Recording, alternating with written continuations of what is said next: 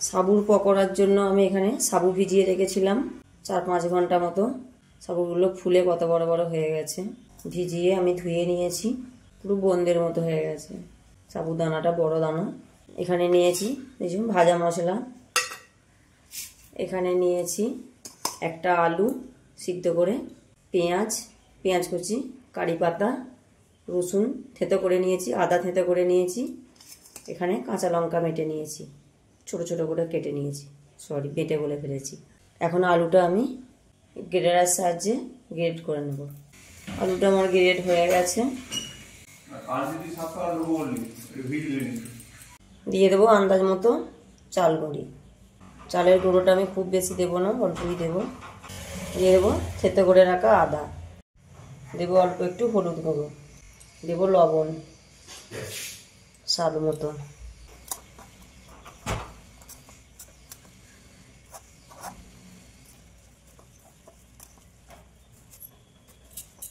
অল্প একটু জল দেব।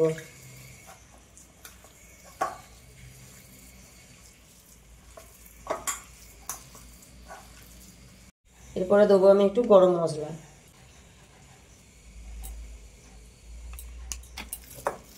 বসিয়ে দিয়েছি, কড়াই গরম হয়ে গেছে, তেল দিয়ে দেবো। তেল গরম হয়ে গেছে, আমি এইভাবে শেপ দিয়ে তেলের মধ্যে ছেড়ে নেব।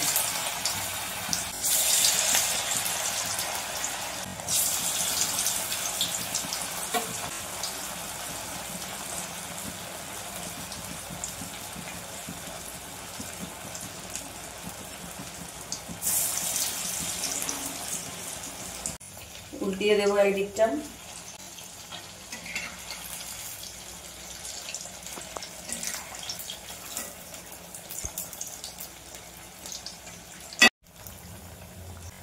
সুন্দর গন্ধ বেরোচ্ছে, আদা রসুন থেঁতো করে দেওয়া আছে।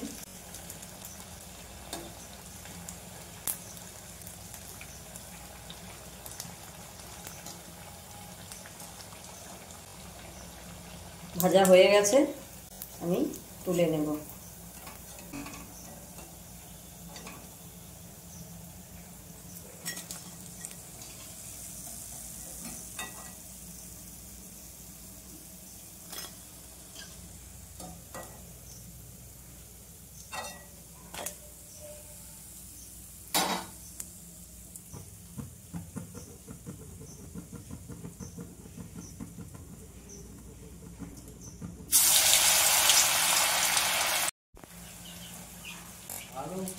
ভাজা হয়ে গেছে, তুলে নেব। সবগুলো ভাজা হয়ে গেছে, দেখো কতটা মুচমুচে হয়েছে। আর